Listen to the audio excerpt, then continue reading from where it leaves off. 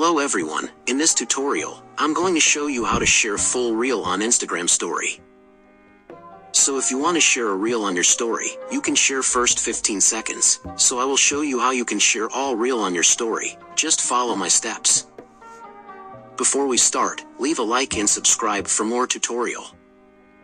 So when I open Instagram app on my device, and go to any reel, and when I go to share this reel on my story, you can see the Instagram allows only 15 seconds of this reel, but don't worry, I have solutions for that. Just follow my steps carefully.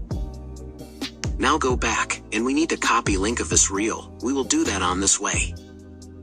Go again on reel, and click on this share button in bottom of the reel. Next you need to click on this copy link button in the bottom corner. This process is same for iOS and Android. After that, you need to go on Play Store or App Store, and go on search and type repost Instagram. And go to download this app on your device. After that, open this app on your device, and you need to wait a couple of seconds to this app loading link when you copied. Now tap on this reel, and you will come on this menu, and you can select 3 option. And now click add to Instagram story. So that is it. Instagram add your reel on your story. It's don't matter a long of reel, the Instagram add a full reel.